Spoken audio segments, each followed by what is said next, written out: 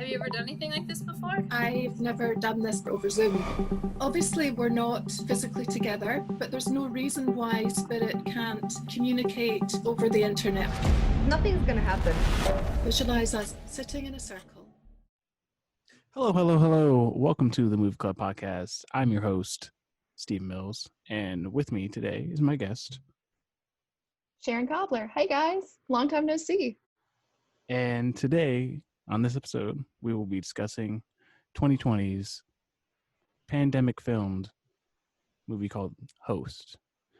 It is a movie that was directed and starred in and everything all over Zoom. The premise is that a group of friends, they get together on Zoom and they do a seance. And of course, you know, spooky things happen after that. Or do they? You'll have to see. It's You it on Shudder. Yeah, it's exclusively on Shudder, which I purposely got a free trial to, free 7-day trial for this movie actually, because I really wanted to watch it. It was only 57 minutes long. The perfect length of a Zoom call, ironically. Yeah, exactly. It really is. Sharon, would you say that this movie flew by quick for you, or was it like a drag? Or In my personal opinion, I'm very used to horror movies. I like campy slasher horror movies usually.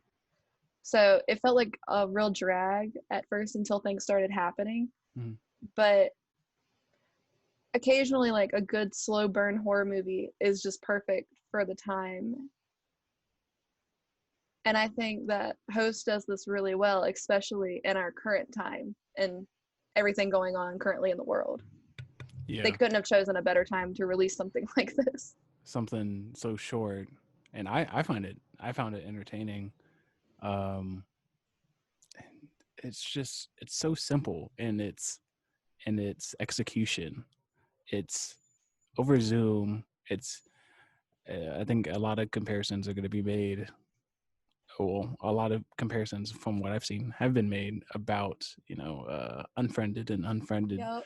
Dark Web. I don't. How did you feel about those movies? So from what I recall, I enjoyed Unfriended, like the original one, like with Yeah. the premise being Facebook. Yeah. I was really intrigued with that.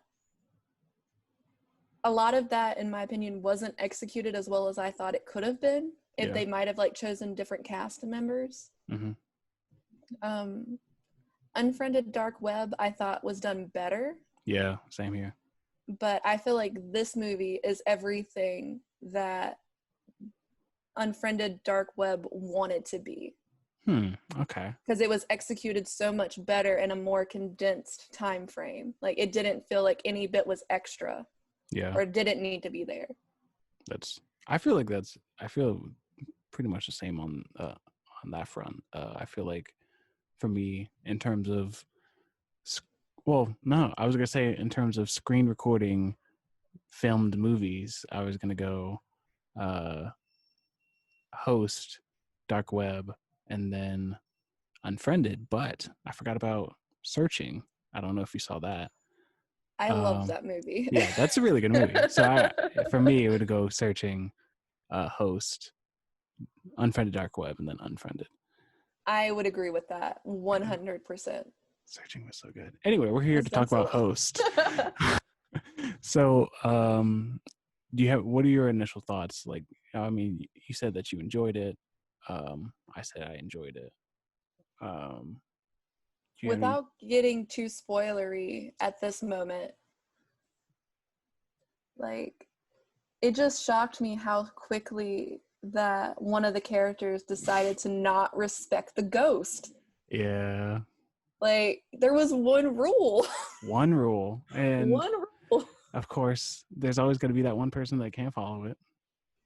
It's like, yeah, that character that was so shocking to me. I was like, we're not even like 10 minutes into the movie and you're already messing up rule 1?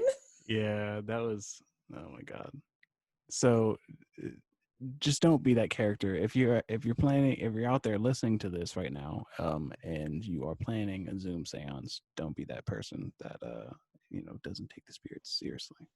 Always respect the ghosts, y'all. Just do Always. it. That's Shia LaBeouf just saying, just do it. that's a good tagline for this movie. It's just like, just always respect the ghost, y'all. Always respect the ghosts. I think that was literally my review for this movie. That's a good simple review. I mean, Like, everything's true. Did you? I saw from your letterbox that you saw Dawn of the Deaf, and I don't know if you knew it or not. yes. But the director of this movie, Rob Savage, he directed that movie. He directed that short. I did not know that. Yeah. That's interesting. Yeah, I know. When I was talking about this movie to Trey, I was talking about how he had this movie coming up called Host, and I was like, it's done through Zoom. I was like, I hope it's interesting because of what he did with Dawn of the Deaf. It was so different for the zombie genre. And if you haven't seen Dawn of the Deaf, it's a short film. You can find it on YouTube. It's on YouTube. Yeah, so you can find it on YouTube, Vimeo, but it's on YouTube. It's out there. It's free. And it's quite good. But yeah, I was like, I really hope Host is good because of what he did with Dawn of the Deaf. I just hope he's not like dumbing down the genre and not doing anything particularly original with it. But I think that he didn't disappoint me with Host, which shocked me. That's fair. I mean, personally, in going in and agreeing to doing this podcast with you today, I went into both of these movies completely blind. Like, I didn't look at anything related to these movies. I've said this on previous episodes, and that's how I like people and myself to go into movies. Trey is definitely the opposite, and he will look up trailers and posters and reviews and all that stuff, and I'm just like, give me the premise or the director or some stars or, that's why I just asked you. I asked you to something. just refer. Like, I referred to the year. I was like, "Is this the right year for the movie? Yeah. Am I looking at the right thing?" Yeah. I mean, and there's so many movies called Host or The Host out there. So I'm glad we we're on the same one. That'd be funny. As soon as you said Shudder, it made it a lot easier to find. That's definitely true. That's true. Okay, I kind of want to get into spoilers. Do you have anything else you want to say about this? Non-spoiler B? I think it's not spoilery, so I can say it. I thought what was interesting with this movie, and I learned later that it was much like the Blair Witch Project, and like the characters kept like their actual name, like their first name. I thought that was really intriguing because I was looking at like the end credits and I was just like, that's their name? Yeah. Like, that's their actual name? It's that's funny. Weird. Yeah. It's funny because I mean, of course, a lot of films don't do that. It's funny that you mentioned that because I was watching this movie with my fiance Morgan, and she was like, why is there a character named Jemma and a character named Emma? Like, why did they do that? That's just kind of confusing. But then I roll the credits. Just think about that in like an actual friend group. That would get so confusing. I know. And then the credits rolled, and I was like, oh, that's why they did it, because that's their actual names, and that's probably easier. And it was done through Zoom, so whatever. It was just so strange. Okay. It made it slightly weird, like afterwards, like looking back at the whole movie. I was just like, so are these people actually friends in real life? Like, think about how weird could be. Ooh, I should look that up. Because that's pretty intriguing if they are.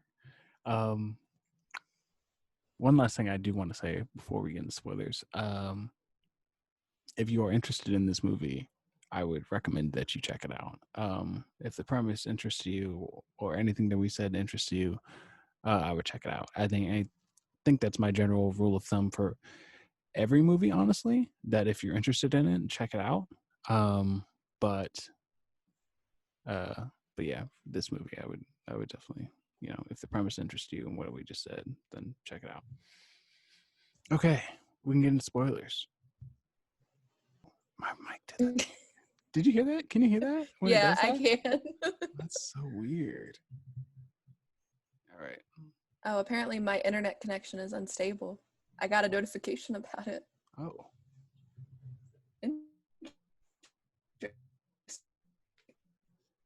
My Wi-Fi should be fine. I guess we'll see. You did just freeze a little bit, but like we're not actually. The ghost is coming for me. Oh God. I think that one of the coolest things that this movie did for me was the whole like I think it was Jemma, where she was the one that wasn't taking the ghost seriously. Yeah. And then when the person that was doing the seance, when Seylan, when she was like, yeah, if you just made that up, then that really just gave, you know, you just fucked everybody. Yeah, you just fucked everyone. You just like, that's the demons that like anyone could pass through, because you like just, you just know, gave them a mask. Like, yeah, you just gave a mask. You just opened an invitation. I was like, you done messed up, Ron. Yeah, seriously. And I was like, I thought that was really cool that they did that, because it's like, I liked how that part was like over a phone call because her connection got knocked out. Yeah. And then like cool. The phone spazzed out. Yeah. And then they lost that connection completely, and things got turned south so fast. I was really, when Seylan like got knocked off of Zoom, did you see something? I thought I saw something like attack her. I thought I saw something in the background. Yeah, I thought I saw some. So there's a thunderstorm outside. I was gonna say that's either spirits outside making it look like they're just like waving like a white flag. Like a white. Yeah, they're just like making it look like that. I thought it was. Well, yeah, I thought what they did with the whole Jack thing, that was cool. Because I was like, okay, they're gonna get into like, yeah, this. I thought she was serious at first. Jemma, when she was talking about Jack, did you? I did not. Okay. There was like a split second, like, but when she was going through like talking about it, there was like a moment I was like, she's lying, she's acting. And maybe that's just because of my theater background, I was able to just pick that up. Yeah. But there was like one subtle thing, and for the life of me right now, I can't recall what it was that she did. Mm-hmm. But it was something really subtle, and I was just like, she done messed everything up. They're all gonna die. So you knew. Everyone is gonna die. It's over. Game over. Everyone's messed up. So you knew. Wow. So then it was just the question of when and how. Yeah. Everything was gonna go down, and like I didn't even notice the length of the movie at first until like it got to the end, and I was just like, that's it? Yeah. Yeah. Like, when where's the rest? Yeah, when the movie cut off, I was like, wow, that it flew by really quick for me. It really, like, it was real slow at first, and then it picked up, and it was just, at first I thought they were cramming too much in, but I was like, this was actually paced really phenomenally. It was. Like, I would not have expected that, personally, in a 50-minute horror movie. Yeah, but it's, I wonder if this will change anything with the length of horror movies. Because I feel like with most like entertaining horror movies, like more like popcorn horror movies like this, and like if you would call A Quiet Place a horror movie, like those movies go by quick and they have a short runtime. So I wonder if this, I mean, I don't know. They could just create their own subgenre. That's true. Just like, I would love that. 60-minute horror. That's like, pop. Huh. I mean, that would be amazing. I watched so many of like the horror movie shorts from like Screamfest and everything on YouTube already. So I'm like, imagine some of those like more closer to feature length. Yeah. That would be the cream of the crop, in my opinion. I wonder if well, let's get into a little separate conversation tangent here. Would seeing a runtime for a movie be under 60 minutes or around 60 minutes? Like it's above, I think what the Academy qualifies as a short film is anything under 45 minutes. So Okay. so if you saw a movie like Host and you were like, okay, that's cool, I want to go see it, but then you saw the runtime and it was 57 minutes and it was in theaters, would that deter you from seeing it in theaters? I think it would. I feel like some theaters, depending on like where you live and everything, I feel like some places might like do a discount for that kind of like a special viewing for like a Yeah. short tour type movie. Yeah. Because But if it I was a think normal price ticket, would you pay it? I would be a it's little hesitant yeah, personally. yeah, because it's not like, well, It's not like you're like, Marvel movies, right, like it's where not you're like sitting in there for 2 hours. yeah, it's not like Avengers Endgame, which is like 2 hours 30 minutes long, or like God, The Irishman, which is like 3 hours long. That's only 3. I thought that was 4. I don't know. I thought I know it's at least 3. But yeah, that's interesting. I don't know. I can't say in good faith that I would be willing to pay the price of a normal ticket to see a 57 minute movie counting credits in theater. I couldn't in good conscience just say that I would be willing, because I know for a fact my dad wouldn't be willing. Yeah. And he would be the person going with me to those kinds of movies. So I really don't know if I would be willing to do that or not. I feel like I want to say I would. I want to say that I would see. You would give it a try at least once. I want to say, yeah, I want to say I'd give it a try, but I don't know. If Host was the first movie to do that, that's yes, true. Yeah, I would gladly go to the theater 20 minutes away and go watch it again. That's true. I think wearing a mask, of course. Yes. Of Everybody course. listening right now. Yeah. I think it would have, for me, it would have to depend on the filmmaker and their previous work. That's fair. If I had seen Dawn of the Deaf and I was like, okay, like this is his second movie that he's done, or second feature rather, that he's done, I was like, do I want to support this movie in the theaters, and does it have an interesting premise enough, and like, do I think that it actually could be good? And but that would be harder to do if you're going into it blind. That's true. That is true. Like, I knew that what I knew about this movie was I knew it was a seance. I knew the director. I didn't look up any of the stars, and I knew that it was on Shudder. I think that's the only I just thing clicked play. I didn't read anything on the page. that's so good. That's so good. And sometimes I try to go in blind, and then I try to just click play, but then it's like my eye draws itself to the synopsis, and I read a see what you word do. or two. Immediately click full screen and then play and just be done with it until the end, and then you read it. That's true. That's yeah, that's better. That's better. Is there anything that would get you to go see a 60-minute or around maybe like a 65-minute movie in the theater? Would it be a cheaper ticket, or would it have to be like a certain filmmaker or a certain genre? I feel like with horror, it could definitely be done like the shorter runtimes horror lends itself to a shorter runtime. But I don't know about like drama, like a period piece that's like 60 minutes long. Yeah, that would be hard. Yeah, it's hard. I would say I would be willing to pay the full price in a theater for like a 60-some minute movie if there was like something included, like some incentive, like, oh, if you go see this movie, you get a free small popcorn and a small drink. To just, make up for the fact that you're not going to be in there for the entire duration of like a typical movie. That's kind of just smart. Something to make it like a little more worth your while. And plus, like, if you're a fan of the theater anyway, like, Yeah. It's not like they don't already know you. Right.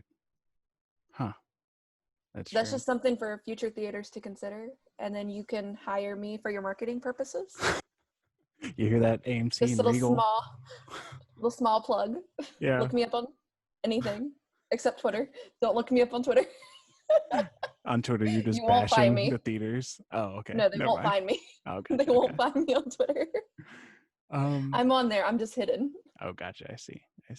So you can openly bash AMC and Regal and all the other theaters. I see. I got you. I could, but I don't. I love them. Yeah. I miss them. Yeah. I think the small popcorn would be smart. Like even if it was just the small popcorn, that's reason enough to like maybe still like discount the ticket price a little bit. Yeah. But that would put it better to the price for like the more bang for the buck for the customer. Yeah. I mean, of course, popcorns are already like expensive. Because if you get them a free popcorn, they'll buy a drink and maybe some other candy too while they're in the line. Exactly. Like it's a win-win for everybody. That's true. I think if I owned a theater and if Shudder was like, hey, yeah, you can play this for a little bit in the theaters or like a day or two, I would try to program. And of course, if the whole pandemic thing wasn't happening, I'd try to program the short Dawn of the Deaf before this because I think or that would be cool. Or after, yeah. Ooh, after, yeah. Think about it. That's true because then because the movie does go by quick, and then if they want a little bit more, and then they could find his work online, more of his shorts. Oh, that's smart. I think after. See, I just need to go into marketing. Like, exactly. Just I chose the wrong majors. Darn. Well, it's not too late. Regal or AMC can hear this podcast and they'll scoop you up. They'll find you on Letterboxd and then find me on Letterboxd. You'll see so much more of an entertaining side of me. Just ask Steven. He's looked through my Letterboxd recently. I've looked through. I think I've looked through like all of your ratings on Letterboxd recently. Yikes, that's a lot. It was a lot. Because I review every movie that I've vlogged, just about. And you review shorts too and comedy specials? I do.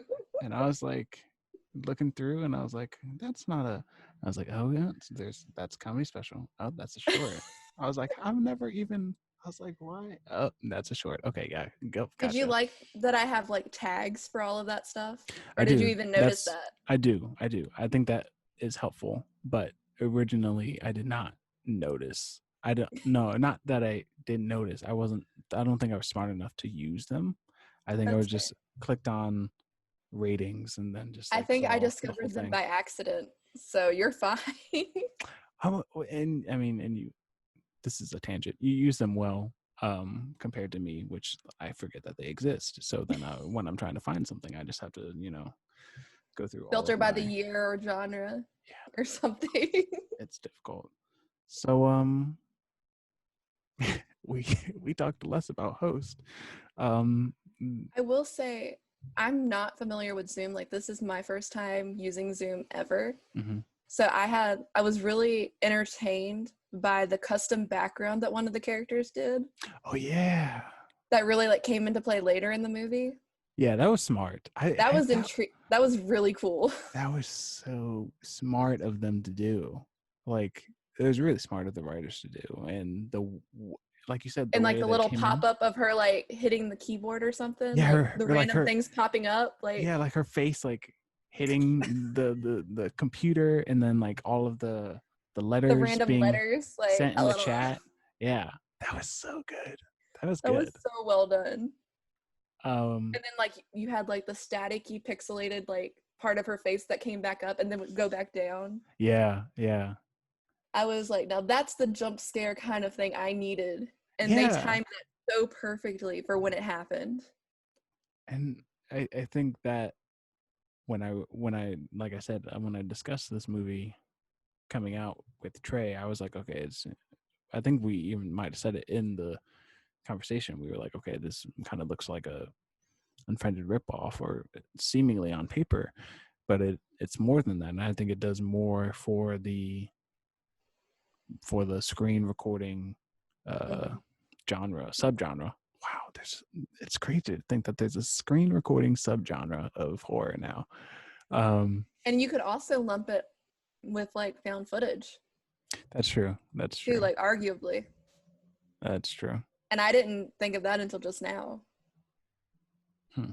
Like, I need to go back to Letterboxd and add that tag. I don't really have anything else. I really liked this movie in general. Like, this movie it brought some original things to the genre. It was well directed, well acted.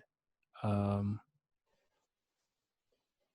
think that it brought being on Zoom and being during the pandemic, and me having used Zoom a lot during the pandemic, it brought a sense of, like, I mean, not realism. I don't know. It did feel more real to me, like though. surreal, like surreal. Yeah. Right. Yeah. I mean, rating wise, I gave this a 8 out of 10. And I gave it a 4.5 out of 5. 4.5 out of 5. So, that's 9 out right of 10. up there. Yeah. Right up there. Yeah. But I did have one other thing that I thought was interesting. Mm-hmm. I thought it was interesting that the guy, Teddy, Mm-hmm. he Yeah. left the Zoom call, and then he ended up coming back like after like a good chunk of the movie was over. Yeah. Why did he have to go through that? He didn't like blatantly disrespect the ghosts. He really all did. he wanted to do was get drunk. Like, that's all he wanted to do. Oh no, it's his fiance or wife or whatever, or girlfriend. His significant fiance? other. His significant other, Person. like, His came, person. Yeah, his other person came in the frame and blew out the candle. So maybe, and like was like, hey, yeah, you have to go. But then shouldn't have it went for her and not for him? It did go for her, though. It did go for her. It did get her first. It did go for her. But he had such a more harsh death. Like, he had such a Yeah. more harsh demise. Like, homie, like, I felt bad for him. Yeah, that was pretty bad. I think. What would you say is the roughest death out of all of them? I would say either his or Emma's. Because she got flung out of a window or something. Oh yeah. She hit a picnic table and broke it. That's and true. I was like, that made me like have to pause the movie and like go, ow.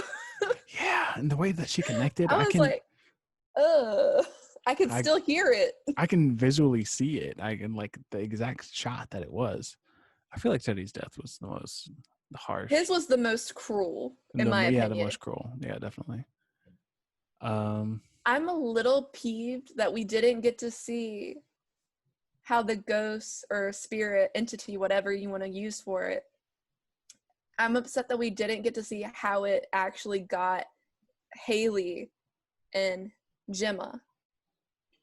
Because Jemma was the one who actually disrespected, but at the same time gave him a mask to get out. So I'm like, would he have been more lenient and maybe have let her go, since she was like the one who opened the door? Maybe. It like raised a lot of questions, but then that last ending, I was like, they're gone. It's over. Yeah. Like, no sequel needed. Like, they're done. I wonder. But then, like, also, is Seylan okay? Because she was technically in the seance too, even though she went in with all the respect, but she was still a part of the call. Does she get to live a long, happy, prosperous life? Or is she going to be in host too? Like, or is she going to be in host too? And she brings up another. There's a few questions here that I need to know. There are the questions. Answers to. It's like, is Seylan going to do this again? Oh, would she do it again over Zoom? And she's probably going to hear in the headlines or see in the headlines that all of those people that were in the call died. Yeah. I was also surprised to see that Haley was still around at the end. Because, like, she got pulled into another room. I thought she was done. I was like, she's out. She ain't no more.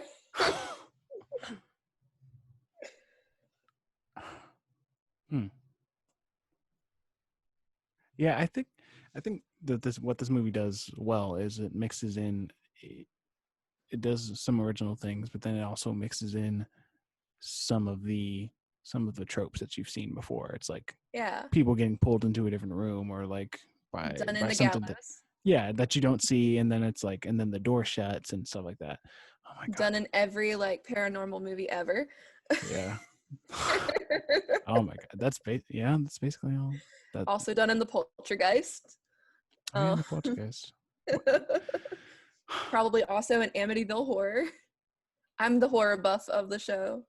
Are you talking about which Amityville Horror? The All Ryan Reynolds one? assigned, generally. All of them. And All of then- them. And then I thought of that definitely happened in the It's Exorcist. in a lot of movies. Yeah. All of the Exorcists. Yeah. Probably also the body of Jane Doe. Or the Oh autopsy. yeah, the of- autopsy. Yeah. Yeah. Yeah, that was a good movie. Anyway, so we're getting way off topic. I'm so sorry, y'all. It's all good. We I love the horror. and just if you love the horror too, make sure you catch us next week, next Wednesday, for another episode of the Movie Club podcast, where we'll be talking about The Beach House, which is also exclusively on Shudder. Sharon, before we do that little sign off that I already pre-did, you said that your rating was a 4.5 out of 5. Did you have anything Yes. else that you wanted to say about the movie in general? I can't think of anything right now. It was just done so well. Yeah. And I feel like I expect that from a movie that was made by Shudder and Yeah. exclusively on Shudder, because Shudder is just for horror. Yeah. But I went in with, I want to say, like a little lower bar set, and then as I watched it, like the bar just continuously got higher, and they Yeah. kept exceeding it. And I love it when movies do that, Yeah. because so Yeah. few movies actually do that nowadays. And Looking maybe at it's you- because I've watched too many things. Looking at you, Blair Witch 2016. Okay, cool. So I think that's all the time that we have. Thank you for listening, and make sure I forgot Trey's probably gonna take out my ending. He we may do- not. I always do it anyway. Might keep it in. I think Shakis is doing the editing. That's true. That is. Thank you, Shakis, for doing the editing. He's gonna keep that in now. I hope he So does. thank you. So thank you to Shakis for editing this episode of the Movie Club podcast. Thank you all for listening to this episode of the Movie Club podcast. Thank you, Sharon, for being on.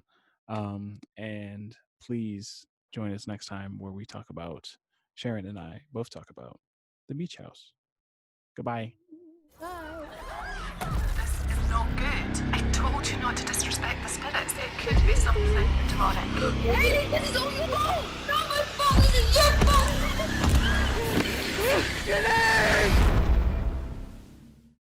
Thank you for listening to the podcast. Make sure that you check out the other shows that we have on the Facebook, the other main podcast that comes out every other Tuesday. Make sure you leave a like, share it with your friends and your family. Go check out our YouTube, where we have content from other Production 1200 works. And make sure you follow us on the Instagram. We post sometimes there. We'll do more. We'll try. Maybe. Like us on iTunes podcast, rate and review. Give us them